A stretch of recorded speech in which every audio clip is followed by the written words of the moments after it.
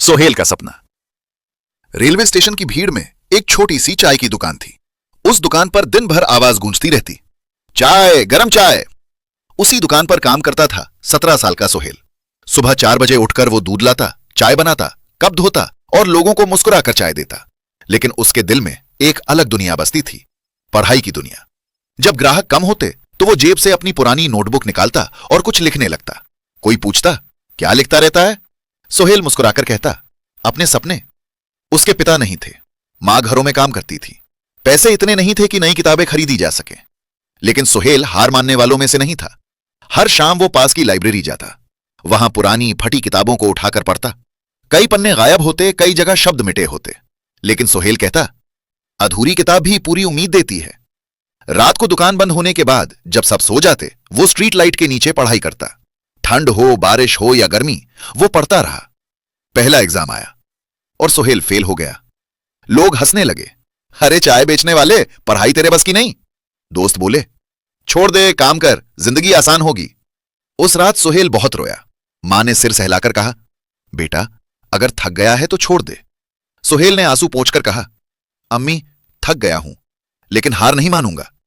उसने फिर से पढ़ाई शुरू की। हर दिन 30 मिनट ज्यादा पढ़ता, हर गलती से सीखता।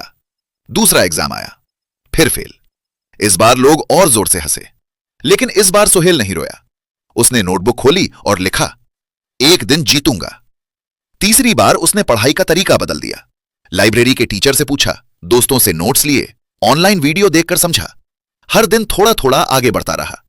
फिर एक दिन रिजल्ट आया, सोहेल पास हो गया। वो दौड़कर मां के पास गया, अम्मी मैं पास हो गया। मां की आंखों में आंसू थे, लेकिन इस बार खुशी के।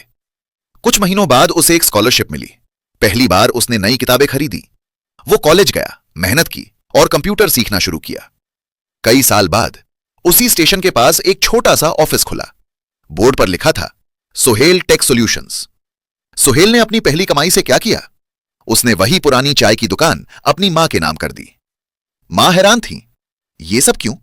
सोहेल मुस्कुराया, अम्मी आपने मेरे लिए बहुत मेहनत की, अब आपकी बारी है मुस्कुराने की। स्टेशन की वही भीड़ थी, वही चाय की खुशबू, लेकिन आज सोहेल की आंखों में एक नई चमक थी।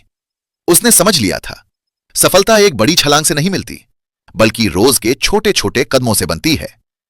कहानी की सीख, हार मानना आसान है, लेकिन लगातार कोशिश करना ही असली जीत है। हर दिन थोड़ा थोड़ा सीखो, एक दिन सपने सच हो जाएंगे। अगर आपको सोहेल की यह कहानी पसंद आई हो तो प्लीज लाइक और सब्सक्राइब करें।